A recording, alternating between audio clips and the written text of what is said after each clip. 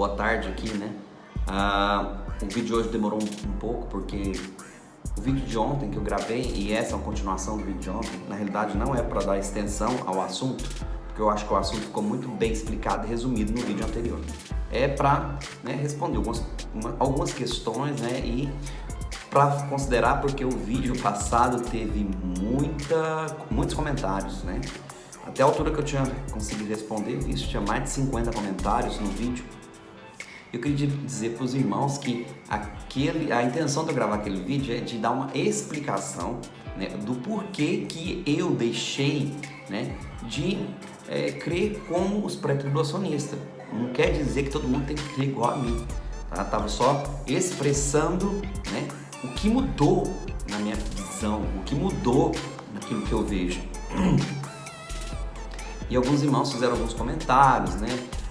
E eu percebi que muitos dos comentários, principalmente aqueles comentários mais longos, eu leio os comentários, tá? Só para deixar que eu leio os comentários. Mas, obviamente, tem uns comentários que, né, nem é questão. É um comentário de um pessoal aí que é meio hater, né? Gosta de xingar, de falar besteira. Isso aí eu já nem leio, eu já sei quem são, né? São os haters, e provavelmente alguns adolescentes, né? Falando sobre questões aí que nada a ver, tudo. Você vai falar de um assunto, você vai falar de um assunto bíblico, que a Terra é um globo. Você vai falar de um assunto histórico, não, a Terra é um globo. Então, só pensam nisso, só falam isso. Enfim, não vem ao caso. Tirando esses comentários, são ofensivos, né? Esse aí eu já sei quem são, na que eu já vou ler, eu deleto. Eles perdem um tempo escrevendo. Mas os demais comentários eu leio os comentários. E alguns comentários eu respondo, ou pelo menos quando eu tenho tempo eu tento responder alguns comentários. Aí teve alguns comentários que, né, a pessoa que estava até falando aqui achou que não era legal eu ter abandonado eu acho que ela ficou com um pouco de dúvida de eu ter abandonado a doutrina pré-tribulacionista. Mas pelos comentários que ela fez, eu percebi algo: ela não assistiu o vídeo. Então, se você não assistiu o vídeo, não tem como você fazer um comentário de algo que você não viu. Então, assim, pela escrita dela, eu percebi que ela não assistiu o vídeo, porque logo no início do vídeo tem um ponto de vista histórico que muito bem claro, não é a minha opinião, é o que a história conta, da onde surgiu a doutrina pré-tribulacionista, que veio de um padre de origem judaica, Lacusa.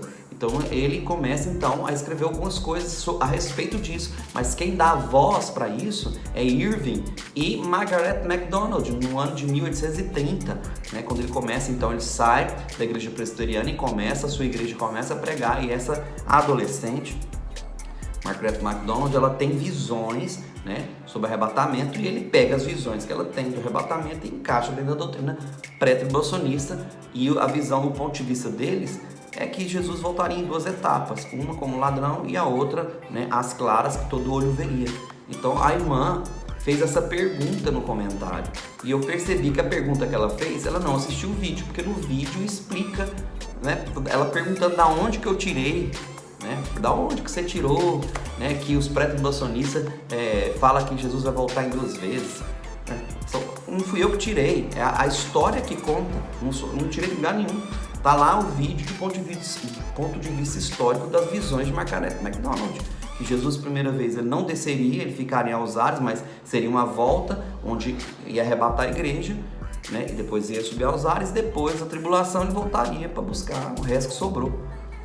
Basicamente essa é a visão, obviamente bem resumida, mas o ponto-chave é: não faça comentários se você não assistiu o vídeo. Como você vai comentar algo que você não assistiu? Ou você assistiu um vídeo de 20 minutos, você assistiu 5 minutos, você já vai lá e faz um comentário. Não, tem muitos comentários interessantes, muitos comentários legais, mas eu tenho certeza que os outros comentários que as pessoas fizeram, eles assistiram o vídeo até o final. Agora, se você assistiu o vídeo até o final e mesmo assim fez um comentário, né, discordando de um ponto de vista histórico, você não está discordando de mim, você está discordando do que a história conta. Não sou eu que estou contando. A história mostra quem são, né, e da onde veio essa doutrina. Então foram 1800 anos dos apóstolos até 1830 que ninguém se falava nisso.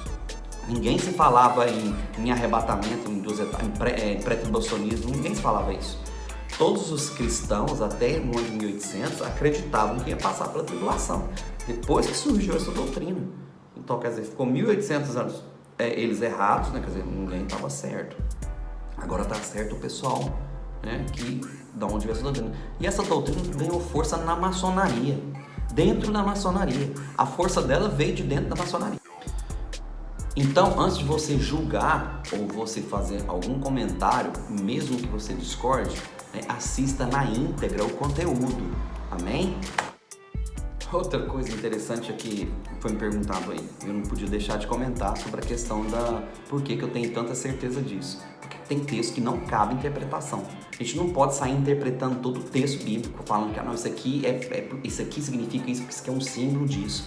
Não, tem muita coisa na Bíblia que é literal, não cabe interpretar nada, é literal, está escrito ali. Por exemplo, o texto aqui de 1 Coríntios 15, versículos 51 e 52, que eu citei, porque eu tenho tanta convicção, né, de que nós vamos passar pela tribulação, porque há um texto que verdadeiramente fala, né, de arrebatamento, que é 1 Tessalonicenses 4, 9 a 17, e aqui em Coríntios 15, né, de 51 a 57, é os textos que verdadeiramente fala, né, sobre arrebatamento. No de Tessalonicenses é claro, rápido, e aqui também fala essa mesma questão, porque 51 diz aqui, ó: eis que vos digo um mistério, na verdade nem todos dormiremos, mas todos seremos transformados. E ele diz aqui no 52, no momento, num abrir e fechar de olhos, ou seja, num piscar de olhos, né, perante ou ante a última trombeta. Então aqui está bem claro, porque a trombeta soará, os mortos ressuscitarão incorruptíveis e todos nós seremos transformados. Esse é o mistério. Então aqui está bem claro que é ante a última trombeta. Peraí, então se tem a última trombeta, quer dizer que tiveram outras trombetas antes, não é verdade? Então se tem uma última trombeta, tiveram outras trombetas antes. Então se você for para o mesmo texto de Apocalipse, capítulo 10, versículo 7, você vai encontrar a referência lá, né, que quando o anjo prepara para tocar, aí ele fala dessa questão do mistério. Eis que vos digo mistério. Lá em Apocalipse 10, 7 também fala o mistério, né, vai ser revelado no toque da última trombeta, que é exatamente o arrebatamento. Mas se você for parar para analisar, o arrebatamento acontece depois que já aconteceu muita coisa. Muita coisa. Então ele abre-se os selos, o sétimo selo, quando ele é aberto, 7 anjos se preparam para tocar 7 trombetas. Então começa a tocar trombeta por trombeta, você vai ver até Apocalipse capítulo 11 o soar das trombetas. Então quer dizer, de capítulo 1 de Apocalipse até capítulo 11 aconteceu muita coisa. Ou seja, teve muita tribulação, muita situação, né? 33% da população, né, que vai a óbito, 33% das águas são feridas do mar, 33% das águas dos rios, 33% das vegetações. Então, você vai vendo que um terço, né? Ele fala um terço, que é 33%. Então, você percebe que é no ressoar da última trombeta que acontece o arrebatamento. O momento do arrebatamento é na última trombeta. Então, se há uma última, houve outras antes. A última trombeta é a 7ª trombeta, né, de Apocalipse. Não tem outra. Esse é o momento do arrebatamento. Esse é o mistério que está lá no capítulo 10, versículo 7, e é o mesmo mistério que está aqui no capítulo 15, versículos 51 e 52 de 1 Coríntios. Então não cabe interpretação. É literal, está escrito aqui, não precisa interpretar o que está escrito aqui. No ressoar da última trombeta. Lá em Tessalonicenses também, ao soar da trombeta, né, acontecerá o arrebatamento. Para que eu vou interpretar algo que está claro, está latente? Não cabe interpretação nisso. E como dica, né, uma dica que eu acho que é uma dica que é bom para mim, eu geralmente estudo em várias versões. A versão que eu mais gosto é a Bíblia da Restauração das Escrituras, ok? Tem para vender no Brasil. Se você digitar site Restauração das Escrituras, vai aparecer lá, você compra a Bíblia online e ela chega no seu endereço. Ela é uma Bíblia voltada mais para o hebraico.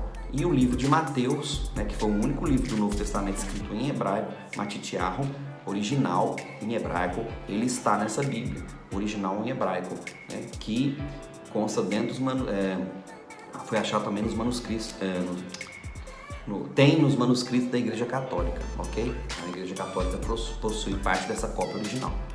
Mas não é só isso que eu queria indicar, né? Não só a questão das leituras bíblicas, o que você pode fazer que vai te ajudar muito, você pode usar algo muito importante. Por exemplo, foi me perguntado sobre a questão, né, porque eu falei sobre a questão da inversão do campo magnético e também da abominação da desolação, que eu acredito ser o nome bíblico para quando o Senhor, o Criador, vier intervir, né, na questão da humanidade. Então, outra coisa que falaram também é que eu usei texto isolado. Não fala isso, porque eu não usei. Eu li Mateus 13 inteiro, o capítulo inteiro do livro de Mateus. Capítulo 13 todo como um croquis, como algo resumido para poder eu chegar no ponto onde eu quis mostrar para os irmãos. E depois ainda citei Mateus 24, ainda falei de Mateus 25, conto 3 parábolas. As 3 parábolas de Mateus 25, elas não são parábolas para você usar para outra coisa, elas estão dentro de um contexto escatológico. Por exemplo, a parábola dos talentos, muita gente usa para falar sobre questão de oferta de dinheiro, mas ali é uma parábola dos talentos, dos três servos, né? Um com 5 talentos, com 2 talentos e outro com 1 talento. A parábola dos talentos, ela está ligada à escatologia. É uma parábola dentro de um contexto escatológico. É a continuação do sermão escatológico de Jesus, Mateus 24. Então não tirei nada do contexto, também nem usei textos isolados, usei textos inteiros. Agora, sim, eu usei textos como 1 Tessalonicenses, capítulo 4, versículo, se não me engano, de 9 a 17, né, falando sobre o arrebatamento também, 1 Coríntios, capítulo 15, do versículo 51 a 57.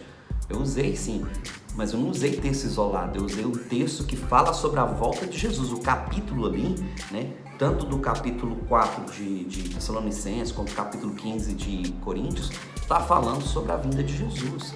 E então eu usei um texto daquilo que eu estava abordando. O assunto meu era arrebatamento. Então eu usei o texto de arrebatamento dentro do contexto escatológico. E assim como o contexto escatológico de Marcos 13 inteiro, o contexto escatológico de Mateus 24 todo, não tirei nada do contexto. Não usei nem texto isolado. Pelo contrário, eu usei um texto complementar, que complementa um assunto que eu estava tratando em Marcos 13, o capítulo todo, tá? Então, isso foi falácia. Então, já fica por aqui. Não esquecendo da indicação, para que você estude corretamente as escrituras, é importante você ter uma concordância. E a melhor concordância bíblica que você vai encontrar, eu vou te indicar uma gratuita, só que ela está em inglês, que é a Strong's Concordance. Você pode instalar no seu app, essa aqui, acho que não dá para ver direito por causa do foco. Mas a Strong's é a melhor concordância que tem. Cada palavra, tanto no hebraico quanto no grego, a Strong's procurou fazer comentários de cada palavra da Bíblia, ou seja, praticamente palavra por palavra, palavras que tenham significância, claro, né? Não é todas as palavras, mas a maior parte das palavras. Então tem uma numeração Strong's, quando você clica naquela numeração, ela vai abrir o original, ou grego, ou hebraico, ou aramaico, e aí você vai ver o significado da palavra. Isso é muito importante, porque na tradução em português, na maioria delas, você vai encontrar muitos textos que as palavras, né, mudam ou alteram o sentido do entendimento do texto. Não quer dizer que o texto está errado, mas quer dizer que você pode levar você a entender o texto de uma forma diferente.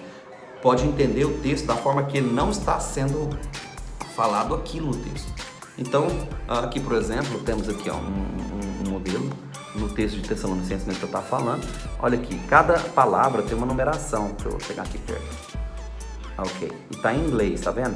Quando você clica nesse número, por exemplo, temple, the temple, aí ele vai abrir uma janelinha, olha que interessante, com a palavra em grego, não dá para ver muito bem o foco, mas ok, com a palavra em grego e com o significado exato da palavra dentro daquele contexto. Então a concordância Strong's é a melhor concordância bíblica, na realidade aqui todos indicam para você usá-la. Está em inglês, mas você tem um Google Translator, você transpõe isso aqui facilmente para o português e vai facilitar o seu entendimento do texto, tá ok? E depois eu quero gravar outras considerações, mas na realidade eu vou aproveitar já para gravar diretamente o vídeo, né, que eu prometi a vocês gravar, falando já sobre as questões da inversão do campo magnético da Terra, ok? Então nós vamos falar sobre esse assunto, abordando ele não só de uma forma bíblica e científica. E também tem um livro que eu estou terminando de ler sobre a questão da ciência e é um livro cristão que eu quero compartilhar com os irmãos, que tem muita coisa boa e interessante e que nos ajuda para entender textos escatológicos, tá bem? Então, fique à vontade para você fazer seus comentários, fique à vontade para você fazer suas considerações, mas assista o vídeo até o final, porque senão você vai fazer um comentário do qual eu já explico no vídeo. Então fica chato você responder a algo nos comentários que você já respondeu nos vídeos. Se for algo que verdadeiramente eu vi que não está no vídeo, né? Então eu vou tentar responder. Mas eu cheguei a responder coisas que depois eu fui vendo nas perguntas que a pessoa estava perguntando, coisas que estavam respondidas. E também tem coisas que estão respondidas em outros vídeos que eu gravei posteriormente. Se eu tiver algum vídeo que eu já falo sobre o assunto, eu vou indicá-lo para que você assista, para depois você falar algo em cima. Ok? Então as considerações são essas. Algumas perguntas eu anotei e eu vou procurar gravar um vídeo falando sobre isso, tá bem? Então, shalom, fique na paz